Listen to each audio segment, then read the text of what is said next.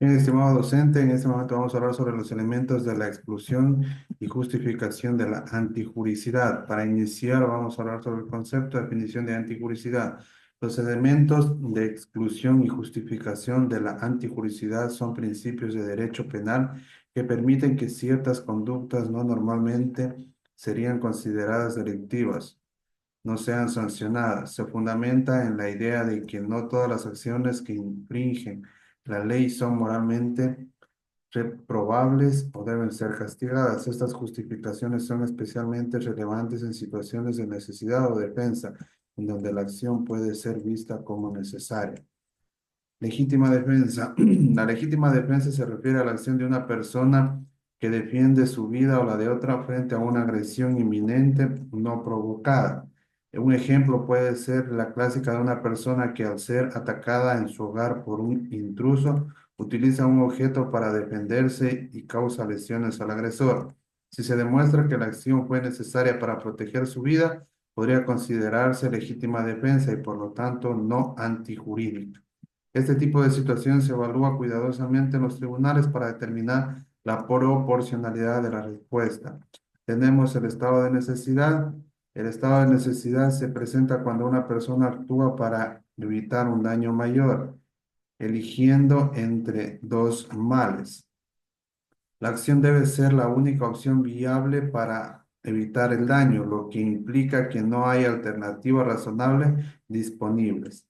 Un ejemplo sería un individuo que al ver a alguien atrapado en un vehículo en llamas rompe la ventana del vehículo para rescatar a la persona, aunque éste implique daños a la propiedad ajena. La acción se justifica por la necesidad de salvaguardar la vida, lo que puede ser considerado un bien superior al daño causado. Ese tipo de justificación se evalúa en función a la urgencia y la gravedad de la situación.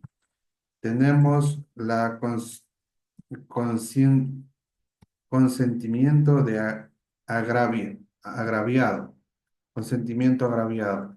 En ciertos casos, la conducta puede no ser antijurídica si la persona afectada consiente en la acción que no normalmente sería considerada un delito. Este principio se basa en la idea de que el consentimiento puede legitimar ciertas acciones que de otro modo serían ilegales. Ejemplo. Un ejemplo se encuentra en un contexto de deporte en contacto donde un jugador que causa la lesión a otro durante un partido puede no ser penalizado. En este caso, ambos jugadores conscientes en participar en un juego que implica riesgo físico, lo que puede justificar la acción. Este tipo de situación se evalúa para determinar si el consentimiento fue real y si las acciones estaban dentro de los límites aceptables del deporte. Cumplimiento del deber legal.